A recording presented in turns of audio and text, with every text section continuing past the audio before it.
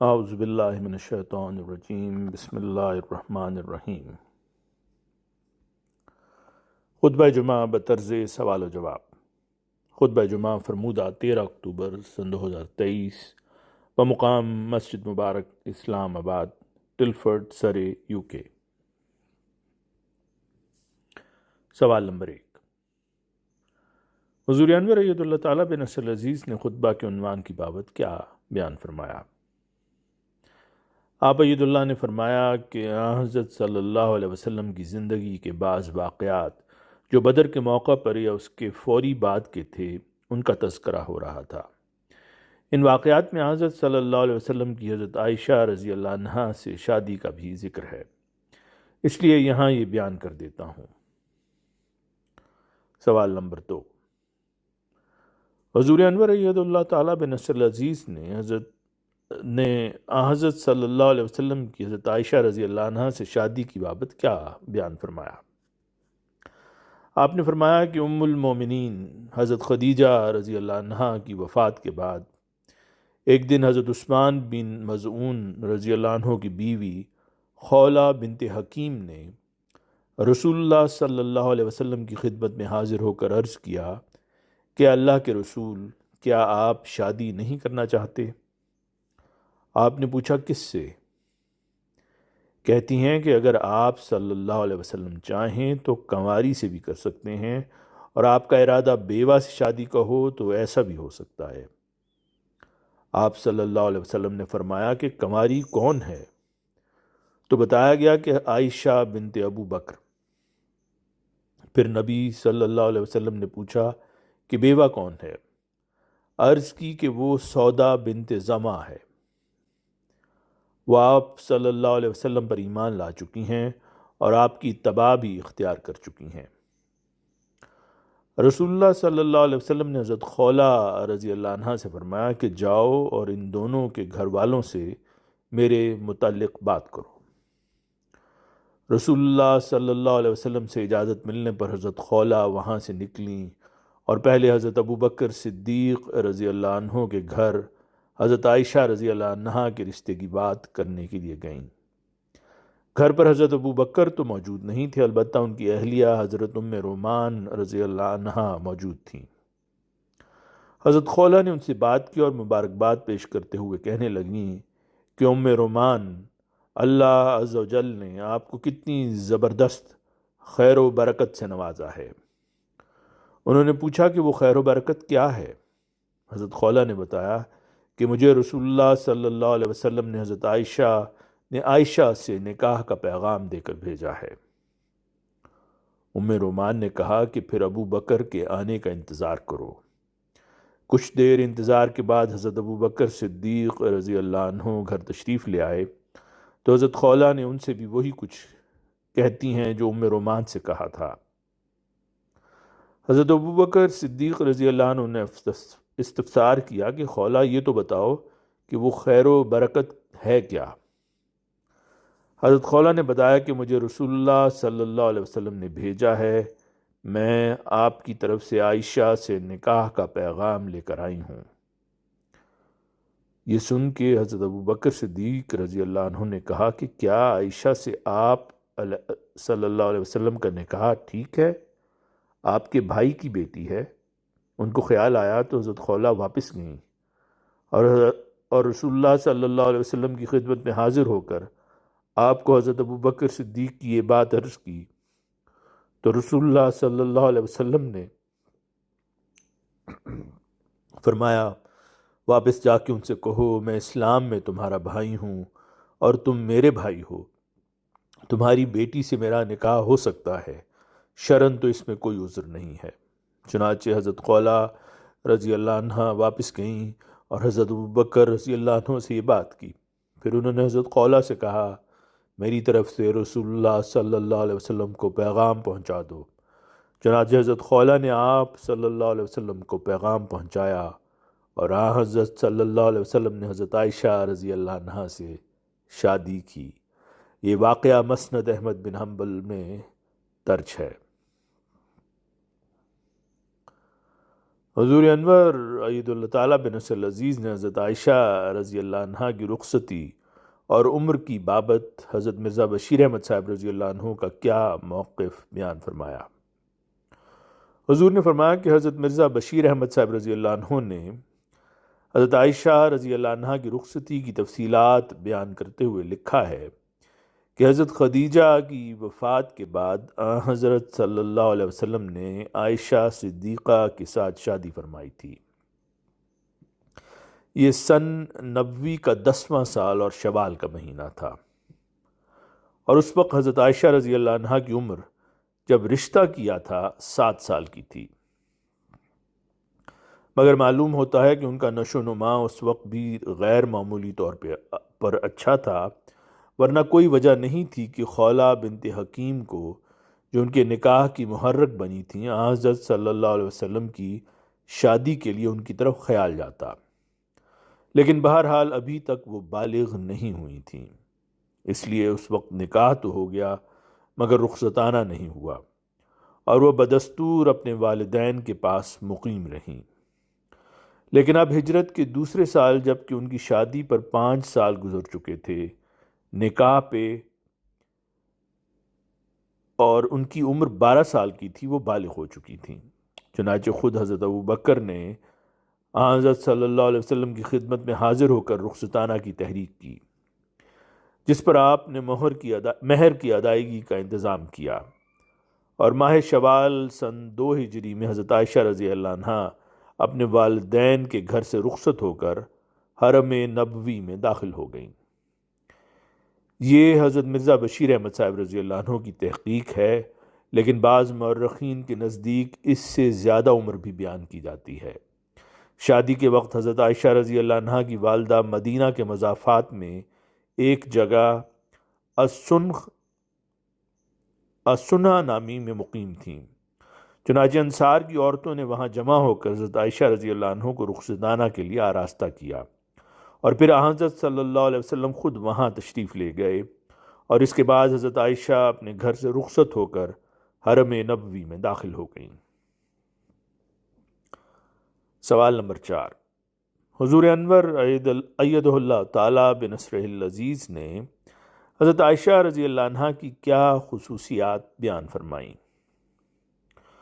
حضور نے فرمایا کہ حضرت مرزا بشیر احمد صاحب رضی اللہ عنہ حضرت عائشہ کی خصوصیات بیان کرتے ہوئے لکھتے ہیں کہ باوجود صغر سنی کے، یعنی چھوٹی عمر ہونے کے، حضرت عائشہ رضی اللہ عنہا کا ذہن اور حافظہ غضب کا تھا، اور حضرت صلی اللہ علیہ وسلم کی تعلیم و تربیت کے ماتحت انہوں نے نہایت سرعت کے ساتھ حیرت انگیز طور پر ترقی کی، اور دراصل اس چھوٹی عمر میں ان کو اپنے گھر میں لے آنے سے آپ کی غرض ہی یہ تھی کہ آپ بچپن سے ہی اپنے منشا کے مطابق ان کی تربیت کر سکیں، اور انہیں آپ کی صحبت میں رہنے کا لمبے سے لمبا عرصہ مل سکے، اور وہ اس نازک اور عظیم الشان کام کے اہل بنائی جا سکیں جو ایک شار نبی کی بیوی پر عائد ہوتا ہے۔ چنانچہ آپ صلی اللہ علیہ وسلم اس منشا میں کامیاب ہوئے۔ حضرت عائشہ رضی اللہ عنہ نے مسلمان خواتین کی اصلاح اور تعلیم و تربیت کا وہ کام سر انجام دیا جس کی نظیر تاریخ عالم میں نہیں ملتی۔ احادیث نبوی کا ایک بہت بڑا اور بہت ضروری حصہ حضرت عائشہ رضی اللہ عنہا ہی کی روایات پر مبنی ہے، حتیٰ کہ ان کی روایتوں کی کل تعداد 2210 تک پہنچتی ہے۔ ان کے علم و فضل اور تفقہ فی الدین کا یہ عالم تھا کہ بڑے بڑے جلیل القدر صحابہ رضوان اللہ عنہم ان کا لوہا مانتے اور ان سے فیض حاصل کرتے تھے، حتیٰ کہ حدیث میں آتا ہے کہ حضرت صلی اللہ علیہ وسلم کے بعد صحابہ کو کوئی علمی مشکل ایسی پیش نہیں آئی کہ اس کا حل حضرت عائشہ رضی اللہ عنہا کے پاس نہ مل گیا ہو۔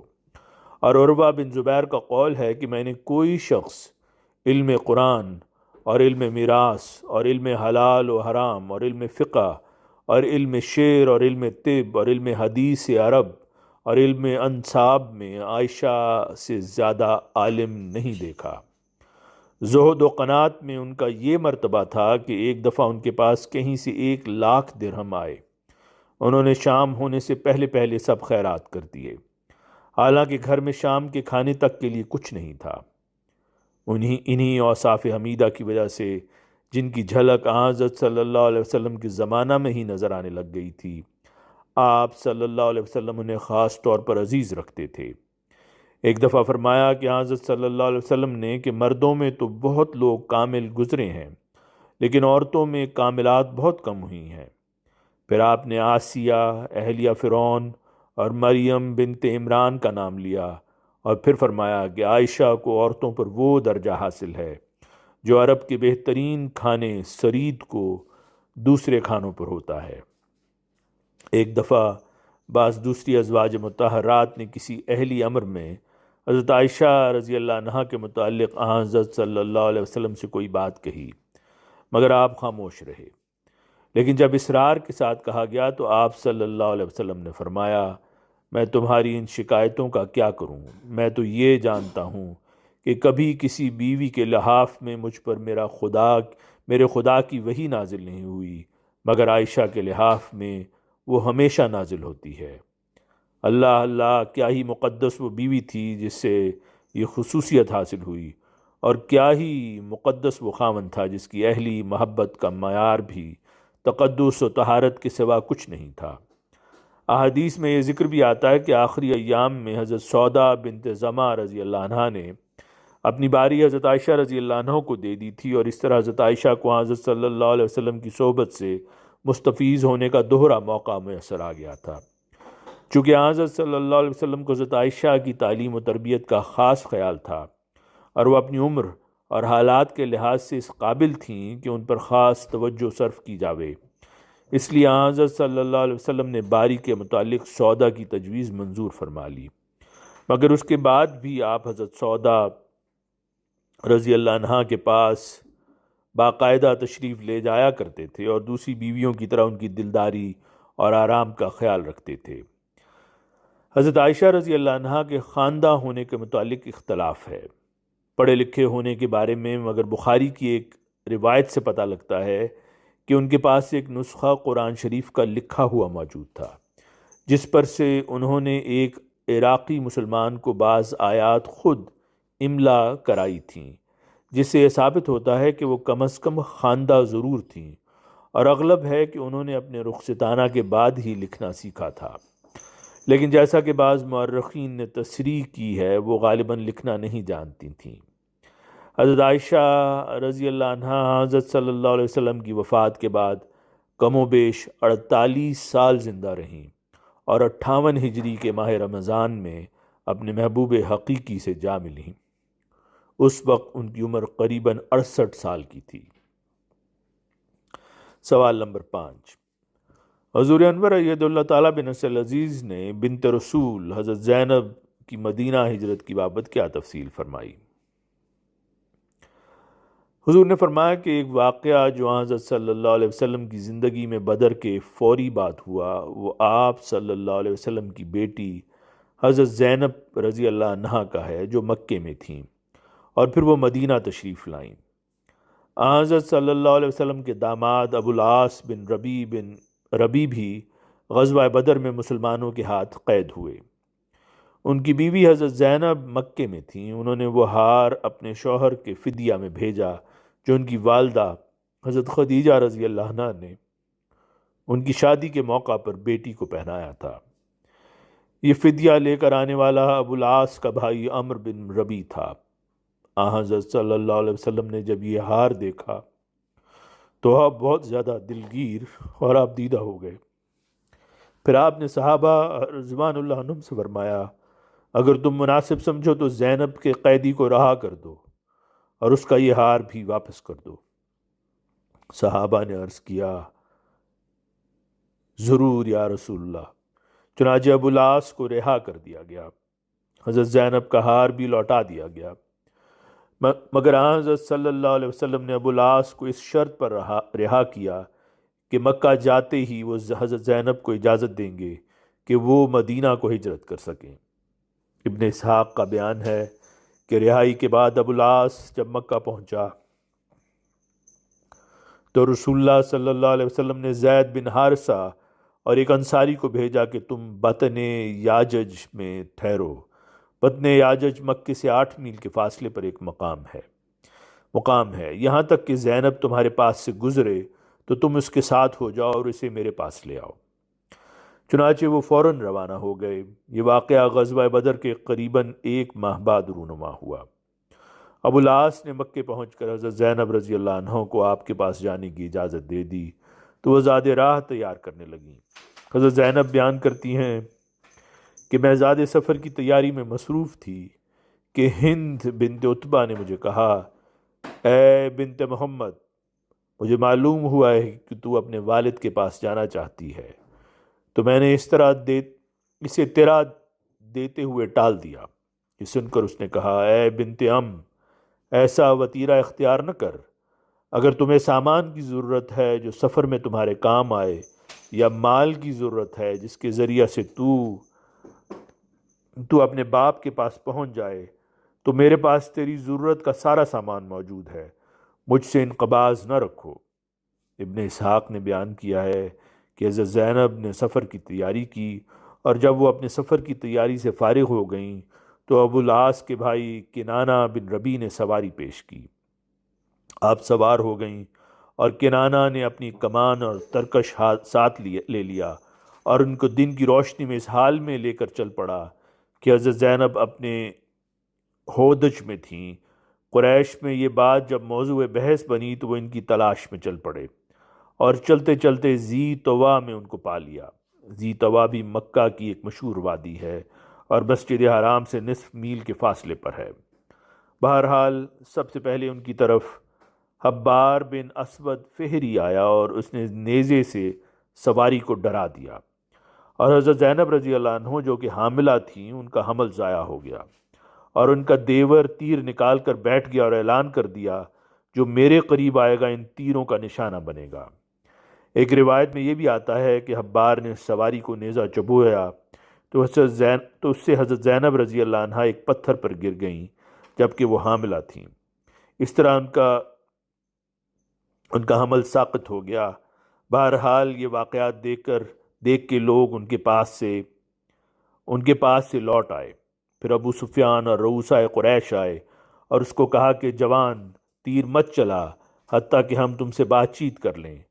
چنانچہ وہ تیر اندازی سے رک گئے اور ابو سفیان نے کہا، تم نے ٹھیک نہیں کیا، کھلے عام خاتون کو لے کر چلا ہے، حالانکہ تو ہماری جان کی مصیبت اور محمد کے کارنامے کو خوب جانتا ہے۔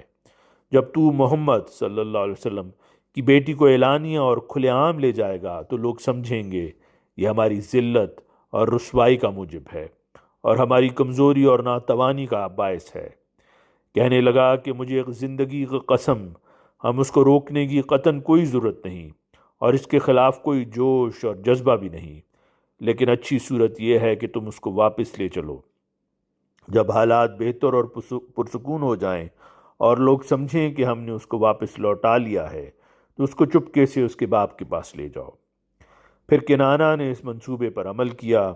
بقول ابن اسحاق حضرت زینب 2-4 روز مکے میں مقیم رہیں، یہاں تک کہ جب چہ مگوئیاں ختم ہو گئیں تو رات کو چپکے سے حضرت زینب کو حضرت زید اور ان کے ساتھی کے سپرد کر دیا۔